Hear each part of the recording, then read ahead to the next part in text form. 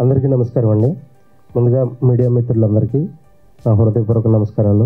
ఈ సినిమా మొదలైనప్పుడు ఒక కథ చెప్పాను. అది రకరకాలుగా ఆ కథే మమ్మల్ని డ్రైవ్ చేసి తీసుకెళ్ళింది. అలా తోట లక్ష్మీ కోటేశ్వరరావు గారి దగ్గరికి వెళ్ళగానే ఆయన ఈ సినిమా వేరే వాళ్ళు కాదు నేనే చేయాలి అని ఆయనే వచ్చి గోల్డెన్ ప్రొడక్షన్స్ అని బ్యానర్ పెట్టి నేనే చేస్తున్నాను అని మాకు మాట ఇచ్చి ముందుండి అన్ని రకాలుగా నడిపిస్తున్నారు. Thank you so much sir.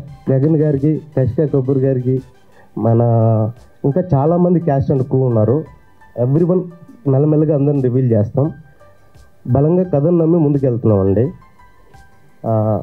ఏదైనా ఇక్కడికి విచ్చేసి ఈ కార్యక్రమం ముఖ్య ఉద్దేశం ఏంటంటే, మనం మీడియా సమావేశం పెట్టడానికి మెయిన్ రీజను, మనం ఇక్కడ క్లాప్ కొట్టి ఫస్ట్ షాట్ చేయగానే వెంకటేశ్వర స్వామి దగ్గర బ్లెస్సింగ్స్ తీసుకొని చేసామండి. వెంకటేశ్వర స్వామి బ్లెస్సింగ్స్ ఎలాగో సినిమా వాళ్ళకి మీడియా ప్రతినిధులు బ్లెస్సింగ్స్ అలాగండి. మీడియా ప్రతినిధులు ఒక రకంగా నేను ఏమంటున్నానంటే, సినిమా పూజారులు అంటాను, తప్పుగా అనుకోకండి. మామూలుగా పూజారులు గాడికి జనానికి మధ్యలో బ్రిడ్జ్లా ఉంటారు. బట్ మీడియా ప్రతినిధులు మాత్రం జనానికి సినిమాకి ఓ బ్రిడ్జ్లో ఉంటారు. Without you there is nothing.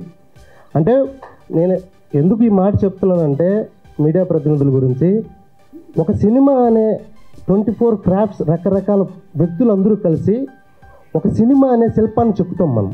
ఆ సినిమా అనే శిల్పానికి ప్రాణప్రతిష్ఠ చేసేది మాత్రం మీడియా వల్లేనండి.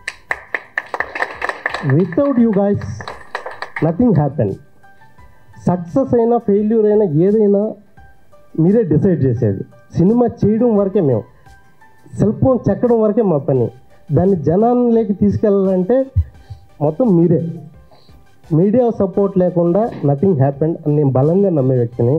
సో అందుకే మొదటగా వెంకటేశ్వర స్వామి బ్లెస్సింగ్స్ ఎలాగో మీడియా సమావేశం కంపల్సరీ పెట్టాలి, మీ అందరూ బ్లెస్సింగ్స్ తీసుకోవాలి అని బలంగా నమ్మి మీడియా ప్రెస్ మీట్ పెట్టడం జరిగింది. Thank you so much. ఇక్కడికి వచ్చి మమ్మల్ని అందరూ బ్లెస్ చేయడానికి వచ్చినందుకు లవ్ యూ గైస్.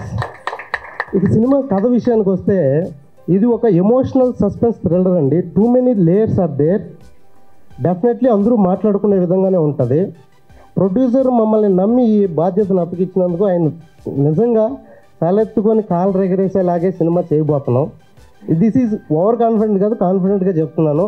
చాలా బలమైన కథ, బలంగానే చెప్తాం. డెఫినెట్లీ అందరూ ఈ సినిమా గురించి మాట్లాడుకుంటారు.